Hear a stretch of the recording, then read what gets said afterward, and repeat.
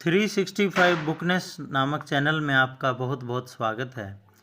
आपके अवचेतन मन की शक्ति का आज अध्याय नंबर 3 शुरू करते हैं। इसका टाइटल है आपके अवचेतन मन की चमत्कारिक शक्तियाँ।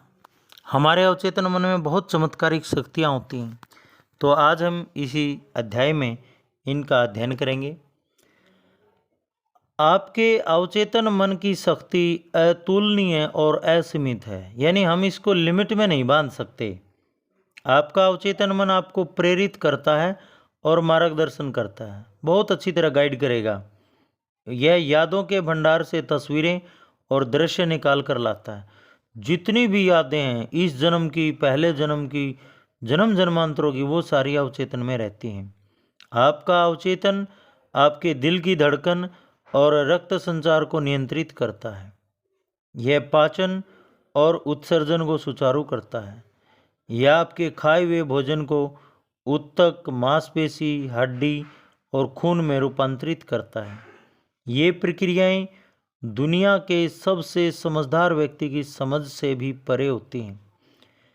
आपका अवचेतन मन शरीर की इन सभी अनिवार्य प्रक्रियाओं और कार्यों को नियंत्रित करता है। इसे सभी समस्याओं के जवाब मालूम हैं। आपका अवचेतन मन कभी नहीं सोता है, न ही कभी आराम करता है। यह हमेशा काम करता रहता है। आपको अपने अवचेतन मन की चमत्कारी शक्ति का पता चल सकता है बशर्ते आप सोने से पहले इससे यह कह दें कि आप किसी विशिष्ट चीज़ को हासिल करना चाहते हैं। आपको यह जानकर हैरानी और खुशी होगी कि इसके बाद आपके भीतर ऐसी शक्तियाँ सक्रिय हो जाएंगी जो आपको मनचाहे परिणाम की ओर ले जाएंगी। यहाँ शक्ति और बुद्धिमानी का ऐसा स्रोत है जो आपको सीधे सर्वशक्तिमान के संपर्क में रखता है। यह ऐसी शक्ति है जो दुनिया को चलाती है, ग्रहों को उनकी कक्षा में रखती है और सूरज को चमकाती है। आपका अवचेतन मन आपके आदर्शों, महत्वाकांक्षाओं और परोपकारी इच्छाओं का स्रोत है। अवचेतन मन के जरिए ही शेक्सपियर ने उन महान सच्चाइयों को जाना और व्यक्त किया जो उनके युग के आदमी को पता ही नहीं थी। अवचेतन मन की बदौलत ही यूनानी मूर्तिकार फीडियस ने संगमरमर और कांसे में सुंदरता, व्यवस्था, सुडौलपन और अनुपात उकेरने में इतनी निपुणता और कुशलता हासिल की। दरअसल अवचेतन मन वह गहरा कुआं है जिससे महान कलाकारों ने आश्चर्यजनक शक्ति पाई है। इसने महान इतालवी कलाकार रैफेल को उनकी अमर कलाकृति मैडोना बनाने और महान जर्मन संगीतकार बीथोवन को उनकी सिम्फनी की रचना करने में समर्थ बनाया। कुछ साल पहले लेखक भारत में ऋषिकेश की योगा फॉरेस्ट यूनिवर्सिटी में भाषण देने के लिए आमंत्रित किया गया। वहाँ मुंबई के एक सर्जन से उनकी लंबी बातचीत हुई। उसमें डॉक्टर जेम्स एसडेल की आश्चर्यजनक कहानी सुनी। एसडेल एक स्कॉटिश सर्जन थे जिन्होंने 1840 के दशक में बंगाल में काम किया था। उस जमाने में बेहोश करने के लिए इथर या रासायनिक एनेस्थेसिया की अन्य आधुनिक विधियों का इस्तेमाल नहीं होता था। बहरहाल 1843 और 1846 के बीच डॉक्टर एसडेल ने सभी तरह के कुल मिलाकर 400 बड़े ऑपरेशन किए। इनमें आँख, कान और गले के ऑपरेशनों के अलावा अंग काटने, ट्यूमर हटाने और कैंसर की गांठ हटाने के ऑपरेशन शामिल थे। इन सभी ऑपरेशनों में सिर्फ मानसिक एनेस्थेसिया ही दिया जाता था। मरीजों का कहना था कि उन्हें कोई दर्द नहीं हुआ और ऑपरेशन के दौरान उनमें से कोई भी नहीं मरा। आश्चर्य की बात यह थी कि ऑपरेशन के बाद भी एसडेल के बहुत कम मरीज मरे। यह उस वक्त की बात थी जब लुई पास्चर और जोसेफ लिस्टर ने यह साबित नहीं किया था कि संक्रमण बैक्टीरिया से फैलता था। किसी को भी यह एहसास नहीं था कि ऑपरेशन के बाद होने वाले संक्रमण दूषित औजारों और हानिकारक विषाणुओं के कारण होते हैं। बहरहाल, जब एसडेल अपने मरीजों को सम्मोहन की अवस्था में यह सुझाव देते थे कि उन्हें कोई संक्रमण या सेप्टिक नहीं होगा, तो उनके अवचेतन मन इस सुझाव पर प्रतिक्रिया करते थे। वे संक्रमण के जीवनघाती खतरों से लड़ने की प्रक्रिया शुरू कर देते थे। जरा इस बारे में सोचें, 150 साल पहले इस स्कॉटिश सर्जन ने यह खोज लिया था कि अवचेतन मन की चमत्कारी शक्ति का इस्तेमाल कैसे किया जाए। इस बात पर विस्मय और श्रद्धा होना स्वाभाविक है। जिन पराभौतिक शक्तियों ने डॉक्टर एसडेल को प्रेरित किया और उनके मरीजों को मौत से बचाया, उनका लाभ आप भी ले सकते हैं। आपका अवचेतन मन आपको समय और स्थान के बंधन से परे कर सकता है। यह आपको हर दर्द और कष्ट से मुक्त कर सकता है। यह आपको सभी समस्याओं के जवाब दे सकता है, चाहे वे जो भी हों। आपके भीतर ऐसी शक्ति और ज्ञान है जो आपकी बुद्धि से परे है, और आप इसके चमत्कार पर हैरान हो सकते हैं। ये सारे अनुभव आपको अवचेतन मन की चमत्कारी शक्तियों में यकीन दिलाएंगे और खुशी से भर देंगे। आपका अवचेतन आपके जीवन की पुस्तक है, यानी हम सारा भंडार, यादों का भंडार अवचेतन मन है। जिस भी समस्या का सॉल्यूशन चाहिए, अवचेतन को देखो। आप अपने अवचेतन मन पर जो भी विचार, विश्वास, राय, सिद्धांत या मत लिखते हैं, उकेरते हैं या छाप छोड़ते हैं, वे परिस्थितियों, स्थितियों और घटनाओं के रूप में प्रकट हो जाते हैं। आप भीतर जो लिखेंगे, बाहर भी आपको वही अनुभव होगा। आपके जीवन के दो पहलू हैं, यथार्थवादी और कल्पनावादी दृश्य और अदृश्य विचार और अभिव्यक्ति। आपका विचार तंत्रिकीय आवेग के रूप में आपके सेरिब्रल कॉर्टेक्स में पहुंचता है, जो आपके चेतन तार्किक मन का अंग है। जब आपका चेतन या यथार्थवादी मस्तिष्क विचार को पूरी तरह स्वीकार कर लेता है, तो यह मस्तिष्क के दूसरे हिस्से तक पहुंचता है, जहां यह साकार हो जाता है और परिस्थिति का रूप ले लेता है। जैसा पहले बताया जा चुका है, आपका अवचेतन बहस नहीं कर सकता। यह तो सिर्फ उसी पर अमल करता है जो आपने इस पर लिखा। यह आपके चेतन मन के निष्कर्षों या आपके फैसले को अंतिम मान लेता है। इसलिए आप हमेशा अपने जीवन की पुस्तक पर लिख रहे हैं, क्योंकि आपके विचार ही अंततः आपके अनुभव बन जाते हैं। अमेरिकी दार्शनिक राल्फ वाल्डो इमर्सन ने कहा था, मनुष्य वही बन जाता है जो वह दिन भर सोचता रहता है।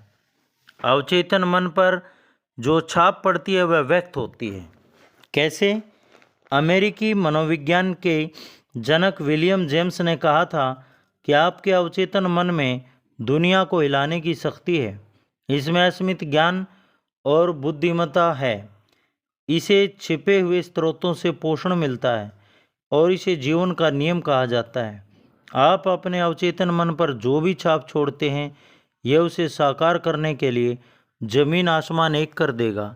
इसलिए आपको इस पर सिर्फ सही और सृजनात्मक विचारों की ही छाप छोड़नी चाहिए। दुनिया में इतनी अव्यवस्था और दुख इसलिए हैं क्योंकि अधिकांश लोग अपने चेतन और अवचेतन मन के आपसी संबंध को नहीं समझते हैं। जब वे दोनों अनुरूप होते हैं तथा सुखद सामंजस्य में होते हैं, तो आपको सेहत, खुशी, शांति और सुख मिलता है। जब चेतन और अवचेतन मन सामंजस्य और शांति से मिलकर काम करते हैं, तो कोई रोग या मतभेद नहीं होता है। प्राचीन जगत में हर्मिस ट्रिमेगिस्टस को दुनिया का सबसे महान और शक्तिशाली जादूगर माना जाता था। उनकी मौत के सदियों बाद जब उनकी कब्र खोली गई तो प्राचीन जगत को जानने वाले लोगों में बहुत उत्सुकता थी। कहा जा रहा था कि कब्र के भीतर युगों युगों का सबसे बड़ा रहस्य मिलेगा, और वह मिला भी। यह रहस्य था, जैसा भीतर वैसा बाहर, जैसा ऊपर वैसा नीचे। दूसरे शब्दों में, आप अपने अवचेतन मन पर जो भी छाप छोड़ेंगे वह बाहर व्यक्त होगी। मोजेस, ईसाइया, ईसा मसीह, बुद्ध, जोरास्ट्र, लाओ त्से और युगों युगों के सभी प्रख्यात दूरदर्शी हस्तियों ने भी इसी सत्य की घोषणा की है। आप व्यक्तिगत रूप से जिसे सच मानते हैं वह स्थितियों, अनुभवों और घटनाओं के रूप में व्यक्त होगा। गति और भावना में संतुलन होना ही है। जैसा स्वर्ग यानी आपके अपने मस्तिष्क में है, वैसा ही धरती आपके शरीर और परिवेश में होगा। यही जीवन का महान नियम है। क्रिया और प्रतिक्रिया, स्थिरता और गति का यह नियम आपको समूची प्रकृति में मिलेगा। इन दोनों में संतुलन होने पर ही सामंजस्य और संतुलन बनेगा। आप दुनिया में इसलिए हैं ताकि जीवन का सिद्धांत आपके भीतर लयबद्ध तरीके और सामंजस्य से प्रवाहित हो सके। अंदर जाने और बाहर निकलने वाली चीज़ें बराबर होनी चाहिए। अंदर की ओर बाहर की अभिव्यक्ति बराबर होनी चाहिए। आपकी सारी कुंठाओं का कारण अधूरी इच्छाएं हैं। अगर आप नकारात्मक, विनाशक और दुष्ट विचार रखते हैं तो ये विचार विनाशक भाव पैदा करते हैं। ये भाव बाहर निकलने का कोई न कोई रास्ता खोज लेंगे और किसी न किसी तरह व्यक्त होंगे। इन भावों की प्रकृति नकारात्मक है, इसलिए ये प्राय अल्सर, हृदय रोग, तनाव और चिंता के रूप में व्यक्त होते हैं। अपने बारे में आपकी क्या सोच या भावना है? आपके अस्तित्व का हर हिस्सा इसी सोच की अभिव्यक्ति है। आपकी स्फूर्ति, शरीर, वित्तीय स्थिति, दोस्त और सामाजिक प्रतिष्ठा उन विचारों का प्रतिबिंब है जो आपके अपने बारे में हैं। इस बात का सच्चा अर्थ यह है कि आप अपने अवचेतन मन पर भीतर जो छाप छोड़ते हैं वह आपके जीवन के सभी क्षेत्रों में बाहर व्यक्त होती है। हम अपनी नकारात्मक सोच से खुद को नुकसान पहुंचाते हैं। अपने कितनी बार गुस्सा होकर, डरकर, जलकर या बदले की भावना से खुद को नुकसान पहुंचाया है। ये जहर आपके अवचेतन मन में दाखिल हो जाते हैं। आप इन नकारात्मक नज़रियों के साथ पैदा नहीं हुए थे। अपने अवचेतन मन को जीवनदायी विचार देंगे तो इसके भीतर के सभी नकारात्मक विचार मिटने लगेंगे। यह काम लगातार करने पर सारा अतीत मिट जाएगा और अवचेतन मन उसे भुला देगा। अवचेतन चर्म रोग ठीक करता है। अवचेतन मन की उपचार शक्ति का सबसे विश्वसनीय प्रमाण व्यक्तिगत उपचार है। 40 साल पहले लेखक को चर्म रोग हुआ। वह सबसे अच्छे डॉक्टरों के पास गया जिन्होंने सबसे आधुनिक उपचार आजमाए, किसी से भी कोई फ़ायदा नहीं हुआ। चर्म रोग बिगड़ता गया। फिर एक दिन वह मनोवैज्ञानिक ज्ञान वाले एक धर्मगुरु से मिला जो 139वें भजन का गूढ़ मतलब समझाया। उन्होंने मेरा ध्यान इस वाक्य की तरफ दिलाया, आपकी पुस्तक में मेरे सभी अंग हैं जो लगातार बनाए गए हैं जब उनमें से कोई भी नहीं था। उन्होंने स्पष्ट किया कि पुस्तक का मतलब आपका अवचेतन मस्तिष्क है जिसमें एक छोटी सी मूल कोशिका से मेरे सभी अंग बनाए हैं। उन्होंने इशारा किया कि मेरे अवचेतन मन ने मेरे शरीर को बनाया, इसलिए यह इसे दोबारा बना सकता है और अंतर्निहित आदर्श रूपरेखा के अनुरूप इसका उपचार कर सकता है। इस धर्मगुरु ने अपनी घड़ी की तरफ इशारा किया। उन्होंने लेखक को बताया कि इस घड़ी को देख रहे हो, इसे किसी ने बनाया था, लेकिन इसके मूर्त रूप में आने से पहले घड़ी बनाने वाले के दिमाग में इसका स्पष्ट विचार था। अगर किसी कारण घड़ी सही काम न करे तो इसके मूल विचार की मदद से घड़ी बनाने वाले को वह ज्ञान मिल जाएगा जिससे वह इसे सुधार सकता है। मैं समझ गया कि इस तुलना से वे मुझे क्या समझाने की कोशिश कर रहे थे। मेरे शरीर की रचना करने वाली अवचेतन बुद्धि घड़ी बनाने वाले की तरह है।